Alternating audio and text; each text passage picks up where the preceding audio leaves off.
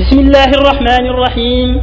تبارك الذي بيده الملك وهو على كل شيء قدير، الذي خلق الموت والحياة ليبلوكم أيكم أحسن عملا، وهو العزيز الغفور، الذي خلق 7 سماوات طباقا ما ترى في خلق الرحمن من تفاوت، فارجع البصر هل ترى من فطور، ثم ارجع البصر كرتين ينقلب إليك البصر خاسئا وهو حسير. ولقد زينا السماء الدنيا بمصابيح وجعلناها رجوما للشياطين وأعتدنا لهم عذاب السعير، وللذين كفروا بربهم عذاب جهنم وبئس المصير.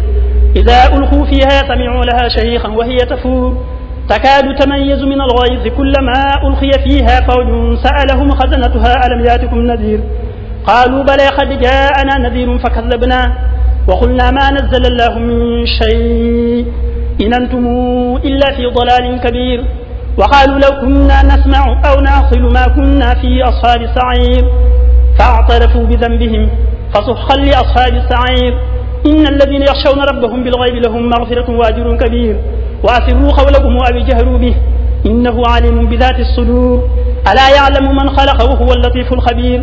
هو الذي جعل لكم الأرض ذلولا فامشوا في مناكبها وكلوا من رزقه وإليه النشور. آمنتم من في السماء أن يخسف بكم الأرض فإذا هي تمور، أم منتم من في السماء أن يرسل عليكم حاسبا فستعلمون كيف نذير. ولقد كذب الذين من قبلهم فكيف كان نكير. أولم يروا إلى الطير فوقهم صافات ويقبض ما يمسكهن إلا الرحمن إنه بكل شيء بصير. أمن هذا الذي هو جند لكم ينصركم من دون الرحمن إن الكافرون إلا في غرور.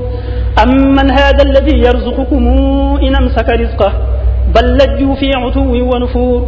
أفمن يمشي مكبا على وجهه أهدى أمن يمشي سويا على صراط مستقيم. قل هو الذي أنشأكم وجعل لكم السمع والأبصار والأفئدة قليلا ما تشكرون. قل هو الذي ذرأكم في الأرض وإليه تحشرون. ويقولون متى هذا الوعد إن كنتم صادقين. قل إنما العلم عند الله وإنما أنا نذير مبين.